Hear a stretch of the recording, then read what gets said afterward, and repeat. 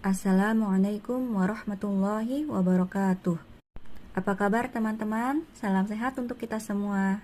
Pada kesempatan ini, kami akan mencoba memaparkan tentang uji validitas dan reliabilitas. Mungkin ada dari beberapa teman-teman yang sudah sangat familiar atau bahkan pernah melakukan uji validitas reliabilitas ini. Untuk lebih lengkapnya, mari kita simak slide selanjutnya. Validitas. Sebelum kita memulai ke pengolahan data, kita kenal dulu apa itu validitas. Validitas berasal dari kata validity, yaitu sejauh mana ketepatan suatu alat ukur dalam melakukan fungsi ukurannya. Misalnya, bila seseorang ingin menimbang berat badan, maka dia harus menggunakan timbangan berat badan.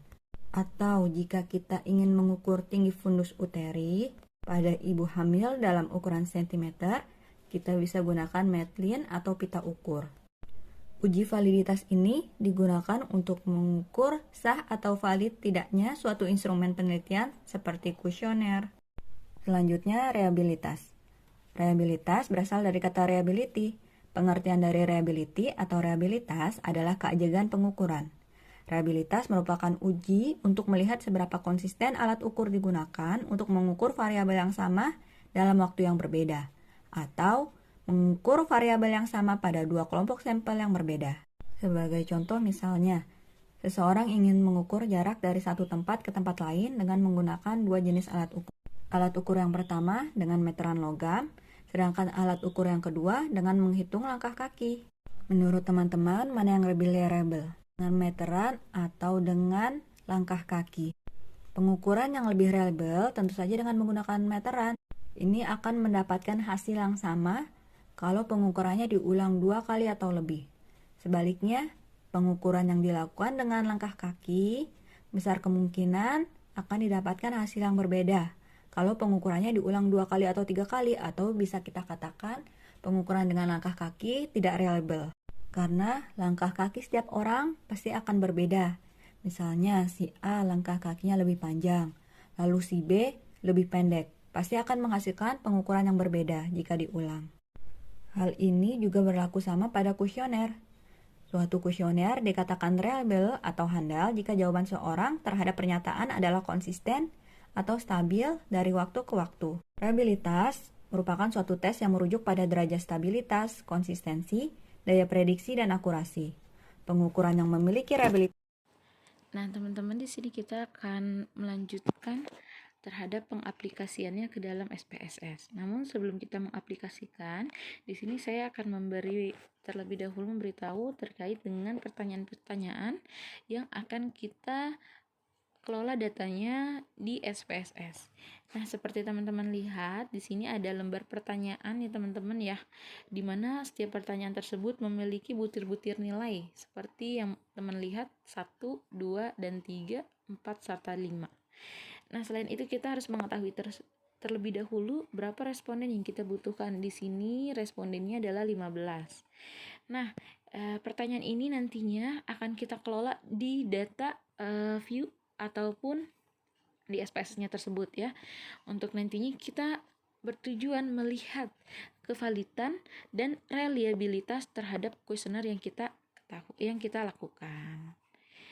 Nah, seperti ini ya teman-teman ya, bisa dilihat A, B, C, D, E-nya butir-butir dari pertanyaan ini. Nanti mana dari semua kelima pertanyaan ini yang valid dan yang tidak valid. Baik, kita lanjut untuk selanjutnya ke uji validitas. Nah, kita singgung sedikit nih, walaupun tadi sebenarnya pada saat awal sudah dijelaskan bahwa uji validitas ini berguna untuk mengetahui kevalidan atau kesesuaian kuesioner yang digunakan peneliti dalam mengukur dan memperoleh data penelitian dari responden. Nah, bagaimana sih dasar pengambilan untuk uji validitas? Kita ketahui sendiri bahwa uji validitas ini membandingkan nilai R hitung dengan R tabel. R tabel di sini bisa kita dapatkan di Google.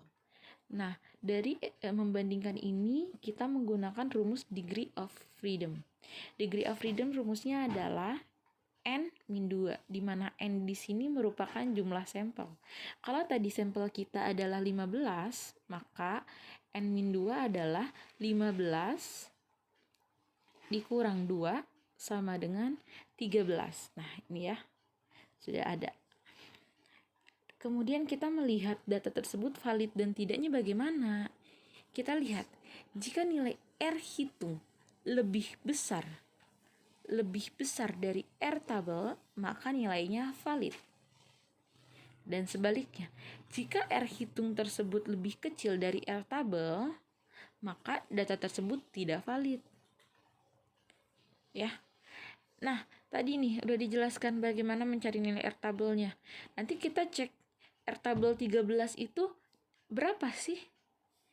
Dari 5% kita menggunakan alfa yang 5% ya teman-teman, karena kebetulan kita kesehatan.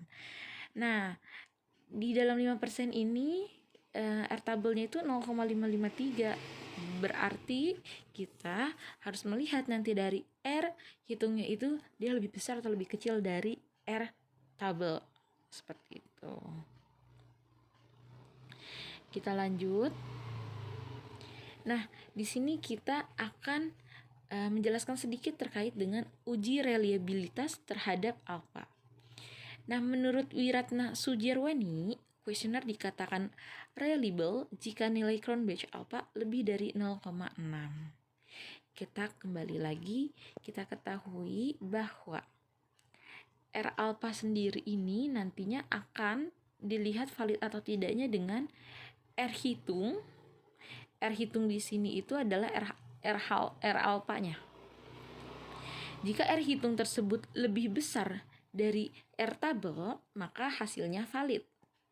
Tapi sebaliknya, jika R hitung tersebut lebih rendah dari R tabel, maka data tersebut tidak valid. Seperti itu. Kita kembali lagi, cuman bedanya R hitung di sini itu adalah alpha-nya. Ya, alpha di sini. R hitung di sini merupakan alpha. Oke. Nah, sekarang kita mulai mengaplikasikannya.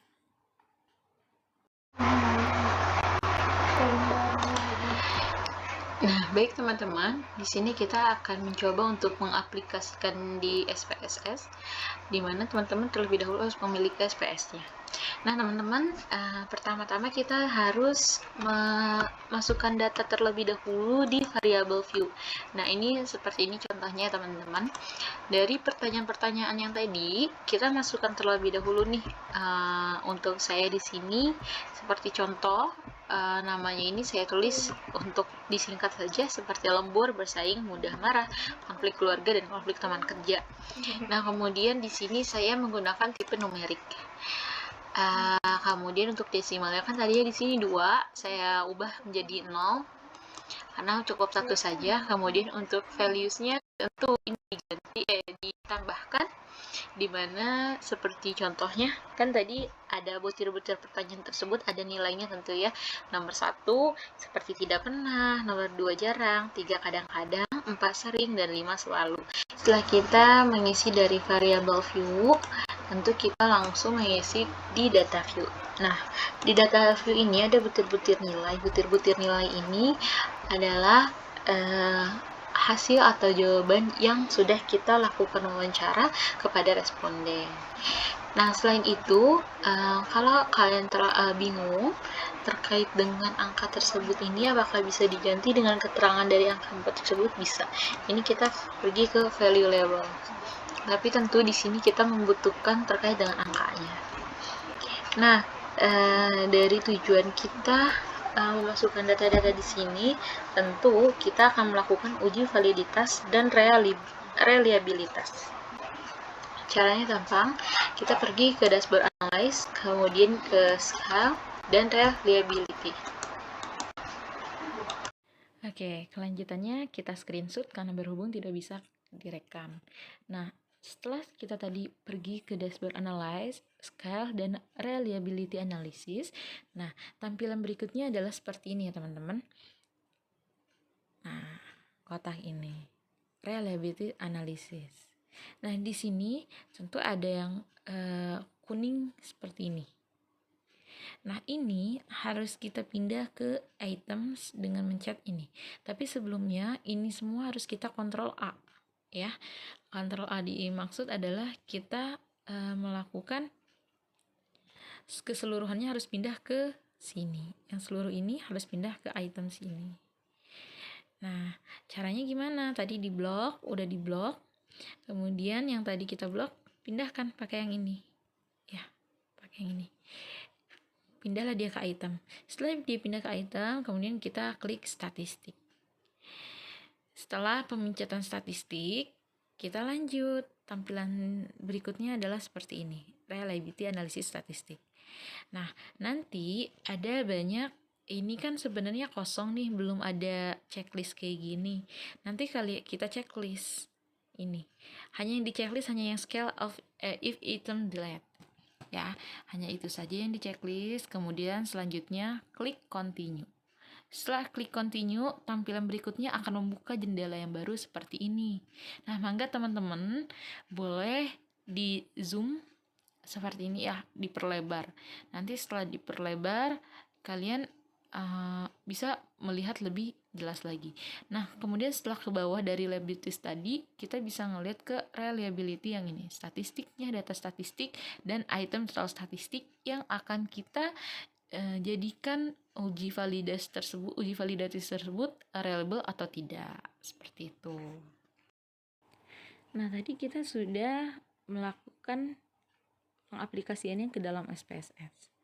Selanjutnya tadi kan sudah dilihat ya bahwa di item reliability itu kita mendapatkan item total statistik. Kemudian nanti teman-teman untuk menyimpulkannya dalam penelitian membuat tabel seperti ini. Nah, nilai R hitung itu dari mana? R hitung sendiri dilihat dari sini. R tabelnya dapat dari mana? Nah, R tabel dapat dari sini. Dengan rumus degree of freedom. Kemudian ditemukan R tabelnya 13 tersebut 0,533. Maka selanjutnya di sini 0,533 ya. Nah, R hitung ini di sini kok bisa ada 0, sementara ini jawab di atas ini hanya 963. Sebenarnya titik 963 itu di depannya itu adalah 0. Dia 0, gitu. Ya, teman-teman ya. 0, Kemudian kita hitunglah kevalidan dari data tersebut. Nah, variabelnya tadi kita singkat saja, lembur, bersaing, dari pertanyaan A, B, C, D, E itu kita ambil intinya, misal lembur, bersaing, mudah marah, kayak gitu. Kemudian konflik bersama keluarga, konflik teman kerja. Nah, hasil R hitung itu kita lihat tadi ya, rumusnya kita melihat valid dan tidak valid itu bahwa bila R hitung lebih besar dari R tabel, maka nilainya tersebut valid. Seperti itu. Kita lihat nih teman-teman, dari data di sini. R hitung ini dengan R tabel 0,963 dengan 0,553 ini lebih besar atau lebih kecil? Tentu lebih besar. Ya. Maka nilainya valid. Kemudian kita lihat 0,328 dengan 0,553 ini lebih besar atau lebih kecil? Tentu R hitung itu lebih kecil dari 0,533. Maka data tersebut tidak valid. Ya. Kita lihat lagi, mudah marah, konflik keluarga, konflik teman. R hitungnya lebih besar dari R tabel atau bagaimana? Mereka semua di 0,9 berarti mereka adalah lebih besar atau valid. Seperti itu ya teman-teman. Selanjutnya kita akan membahas terkait reliability statistik atau melihat data tersebut reliable atau tidak. Nah, untuk melihat dari reliable statistik ini, kita tentu masih menggunakan rumus R hitung lebih besar atau lebih kecil dari R tabel. Ya, namun kita ketahui sendiri bahwa nilai R hitung tersebut merupakan nilai alfa. Kita melihatnya dari mana R alfanya? Nah, R hitung sama dengan R alfanya itu di sini. Ya, ini berarti 0,928. Tadi lagi R tabelnya berapa sih tadi? Ya, R tabelnya tadi itu 0,553. Kita samakan, kita lihat 0,553 tersebut dengan 0,928 itu lebih besar atau lebih kecil. Oh, ternyata lebih besar. Berarti kita lihat kesimpulannya, ambil bahwa dari hasil uji di atas nilai R alfa lebih besar dibandingkan nilai R tabel. Maka kelima pertanyaan tersebut dinyatakan reliable. Seperti itu.